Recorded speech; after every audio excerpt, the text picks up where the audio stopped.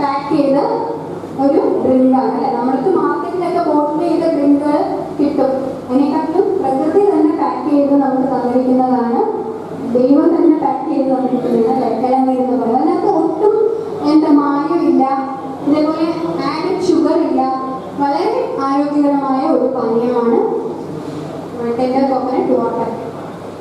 ഈ ഇളനീര് നമ്മൾ ശ്രദ്ധിച്ചിട്ടുണ്ട്, നമുക്ക് അടർത്തി തെങ്ങിൽ നിന്ന് കരിക്ക് അടർത്തി നമ്മൾ ആ ഒരു തന്നെ കഴിക്കുമ്പോൾ ആ ഒരു ടേസ്റ്റ് പിന്നെ സമയം കഴിയുമ്പോൾ കിട്ടില്ല. ആ ഫ്രഷ് ആയിട്ട് കഴിക്കുമ്പോൾ അതായത് ഒരു കയ്പുണ്ടാവും അതിനകത്ത്, അതുപോലെ ഒരു മധുരം എല്ലാം നല്ല ഇതായിട്ട് അടങ്ങിയിട്ടിരിക്കുന്ന ആ ഒരു ആദ്യത്തെ 1-2 മണിക്കൂറിനുള്ളിൽ നമ്മളത് കഴിച്ചാലാണ്.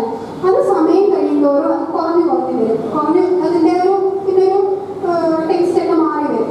അതിൻ്റെ കാരണം എന്താണെന്ന് വെച്ചാൽ അതിനകത്ത് ഡെൽറ്റ ലാക്ടോൺസ് എന്ന് പറയുന്ന ഒരു ഘടകം അടങ്ങിയിട്ടുണ്ട്.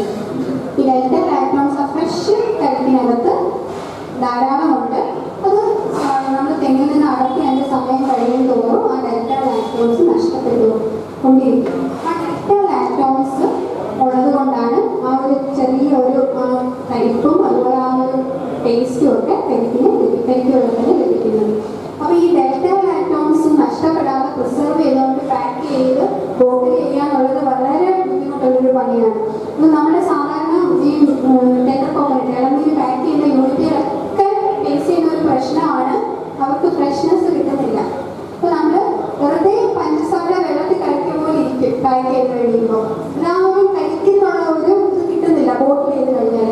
അത് പ്രിസർവ് ചെയ്യുക എന്നുള്ളത് ഇച്ചിരി ബുദ്ധിമുട്ടുള്ള പണിയാണ്. അപ്പോൾ അതിന് വേണ്ടിയിട്ടും കുറേ ഗവേഷണങ്ങൾ നടക്കുന്നുണ്ട്. പക്ഷേ പൂർണ്ണമായിട്ടുള്ള ഇതേവരെ ഫുള്ളി അത് പ്രിസർവ് ചെയ്യാനുള്ള ടെക്നോളജീസ് ഡെവലപ്പ് ചെയ്തിട്ടില്ല.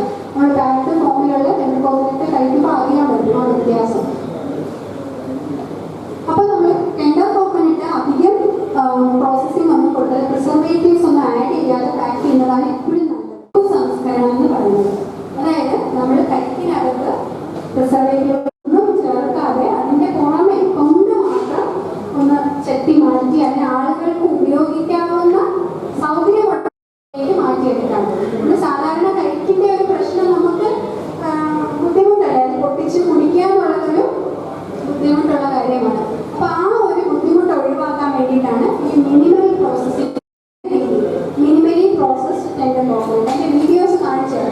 അപ്പോൾ ഇതിനകത്ത് നമ്മൾ ചെയ്യുന്ന എന്താണെന്ന് വെച്ചാൽ കരിക്കിൻ്റെ തൊണ്ടിൻ്റെ കുറച്ച് ഭാഗം ചെത്തി മാറ്റും. അത് മെഷീൻ ഉപയോഗിച്ചാണ് ചെത്തുന്നത്. അതിനൊരു ഷേപ്പ് ഒക്കെ കൊടുക്കും. നമ്മുടെ എല്ലാവരിലൊക്കെ ഉണ്ടോ? കണ്ടിട്ടുണ്ടോ? ഇല്ല. നമുക്ക് എറണാകുളം സൈഡിലൊക്കെ ഉണ്ട്, നമ്മുടെ ലുലുവിലൊക്കെ ഇരിക്കുന്നത്. അവിടെ നമുക്ക് ഇങ്ങനെ പ്രോസസ്സ് അതായത് കരിക്കിൻ്റെ തൊണ്ടിൻ്റെ കുറച്ച് ഭാഗം ചെത്തി മാറ്റി അതിനൊരു ഷേപ്പ് കൊടുത്തിട്ട് അതിനെ പ്രിസർവ് ചെയ്യുന്ന രീതിയാണ്. നമുക്കറിയാം കരിക്ക് കുറച്ച് മുകൾ ഭാഗമാണെങ്കിൽ ചെത്തി കുറച്ച് നേരം വീട്ടിലൊക്കെ നമ്മൾ ചെയ്ത് വെച്ചിരുന്നാൽ എന്താ സംഭവിക്കുക? തൊണ്ട് കുറച്ച് ചെത്തിയാൽ നിറമാറും അല്ലേ, ഒരു ബ്രൗൺ നിറമാറും. അപ്പോൾ ഈ ബ്രൗൺ നിറം ആകാതെ 1 മാസം 3 ആഴ്ച വരെ ഇത് കേടാകാതിരിക്കും. അതിന് വേണ്ടിയിട്ട് നമ്മളിത് ചെത്തിയതിന് ശേഷം പൊട്ടാസ്യം മെറ്റാബൈസൾഫേറ്റ് എന്ന് പറയുന്ന ഒരു പ്രിസർവേറ്റീവ് ലായനിയിലേക്ക് ഇത് മുക്കി വയ്ക്കും. പൊട്ടാസ്യം മെറ്റാബൈസൾഫേറ്റ് വെള്ളത്തിൽ അലിയിപ്പിച്ച് അതിൽ മുക്കി വെച്ചിട്ട് അതെടുത്ത് നമ്മളൊരു പ്ലാസ്റ്റിക് റാപ്പിനൊക്കെ കൊടുത്തിട്ട് ഇതേപോലെ പാക്ക് ചെയ്യും. അതുപോലെ നമുക്ക് പൊടിക്കാനുള്ള സൗകര്യത്തിന് മുകളിൽ ഇതേപോലെ ഓപ്പണറൊക്കെ കൊടുക്കും. അങ്ങനെ പ്രോസസ്സ് ചെയ്യുന്നതിനാണ് മിനിമലി പ്രോസസ്ഡ് ടെൻഡർ കോക്കനട്ട്. അപ്പം കരിക്ക് വിവിധതരം പാക്ഡ് ഫോമിലുള്ള വിവിധതരം ബ്രാൻഡുകളുടെ ഫോട്ടോസാണ് കൊടുത്തിരിക്കുന്നത്. ഇത് ഗ്ലോബൽ ബ്രാൻഡ്സ് ആണ്. ടിന്നിൽ ചെറിയ പെപ്സിയുടെ ഒക്കെ ടിന്നിൽ ക്യാൻസർ വരുന്നുണ്ട്, അതേപോലെ കരിക്ക് ക്യാൻസർ ആക്കി വരാറുണ്ട്. ഇത് നമ്മൾ മൂപ്പെത്തിയ തേങ്ങ, പൈനാപ്പിൾ, അതേപോലെ പേരയ്ക്ക, അതേപോലുള്ള പഴച്ചാറുകളോ അല്ലെങ്കിൽ അതിൻ്റെ ഫ്ലേവറുകളോ ചേർത്ത് മിക്സ് ചെയ്തും വരാറുണ്ട്. അപ്പം ഇളനീര് അത് കഴിഞ്ഞു. അടുത്തത് തേങ്ങാപ്പാൽ, കോക്കനട്ട് മിൽക്ക്.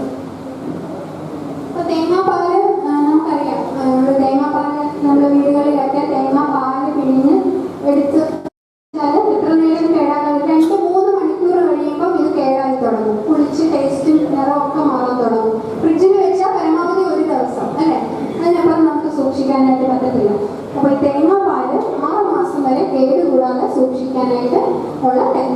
മെഷീൻസ് നിലവിൽ ലഭ്യമാണ്. അതിലൊരു ടെക്നോളജിയാണ് റിട്ടോർട്ട് പ്രോസസ്സിംഗ് എന്ന് പറയുന്നത്. റിട്ടോർട്ട് പ്രോസസ്സിംഗ് അതായത് നമ്മൾ തേങ്ങാപ്പാലിനെ റിട്ടോർട്ട് എന്ന് പറയുന്ന ഒരു മെഷീൻ്റെ അകത്ത് വെച്ചിട്ട് ചൂടാക്കും, പ്രഷർ കൊടുത്ത് ചൂടാക്കും, 121 ഡിഗ്രിയിൽ ചൂടാക്കും. അപ്പോൾ അത് എന്താ സംഭവിക്കുന്ന വെച്ചാൽ ഇതിനകത്തുള്ള അണുക്കളെല്ലാം നശിക്കും. അപ്പം ക്യാൻ അല്ലെങ്കിൽ പൗച്ചുകൾ, അതായത് നമുക്ക് ഇത്രയും ചൂടാക്കുമ്പോൾ അത് ചൂട് വിത്ത്സ്റ്റാൻഡ് ചെയ്യുന്ന തരത്തിലുള്ള പാക്കിംഗ് മെറ്റീരിയൽസ് വേണം. പ്ലാസ്റ്റിക്കിലൊന്നും പറ്റത്തില്ല. അപ്പോൾ ക്യാനുകളോ പൗച്ചുകളോ വേണം. അത് ആ റിട്ടോർട്ട് പൗച്ചിലോ ക്യാനിലോ തേങ്ങാപ്പാൽ നിറച്ച് ഈ റിട്ടോർട്ട് മെഷീൻ്റെ അകത്ത് വെച്ച് ചൂടാക്കി ഇതിനെ പാക്ക് ചെയ്തെടുക്കാം. 6 മാസം വരെ കേടുകൂടാതെ ഇരിക്കും. ഇപ്പം നമ്മൾ സാധാരണ കറികളൊക്കെ ഇങ്ങനെ വരാറുണ്ട്. പായസം, അതുപോലെ തന്നെ മീൻകറി, മീൻ പീര കണ്ടിട്ടുണ്ടോ? ടിന്നിൻ്റെ പൗച്ചിലൊക്കെ വരുന്നത്. അത് നമ്മൾ കടയിൽ വാങ്ങിയിട്ട് നേരെ തന്നെ ചൂടുവെള്ളത്തിൽ ഒഴിക്കുകയോ അല്ലെങ്കിൽ ചൂടുവെള്ളത്തിൽ ഇറക്കി വെക്കുകയോ അല്ലെങ്കിൽ മൈക്രോവേവിൽ ചൂടാക്കുകയോ ചെയ്താൽ സാധാരണ കറിയായിട്ട് തന്നെ നമുക്ക് ഉപയോഗിക്കാം. അവിയൽ ഒക്കെ ഓണത്തിൻ്റെ സമയത്തൊക്കെ ഉണ്ടായിരുന്നു റിട്ടോർട്ട് പ്രോസസ്ഡ് പ്രോഡക്ട്സ് വരുന്നത്. അതേ രീതിയാണ് ഇതിലും. അതായത് നമ്മൾ പൗച്ചിനകത്ത് തേങ്ങാപ്പാൽ ഫിറ്റ് ചെയ്ത് ഈ മെഷീൻ്റെ അകത്ത് വെച്ച് പ്രഷർ കൊടുത്ത് ചൂടാക്കുകയാണ്. അപ്പോൾ തേങ്ങാപ്പാൽ 6 മാസം വരെ കേടുകൂടാതെ റിട്ടോർട്ട് പ്രോസസ്സിംഗ് എന്നാണ് അതിന് പറയുന്നത്. അതുപോലെ ടെട്രാ പാക്കിലും പാക്ക് ചെയ്യാറുണ്ട്.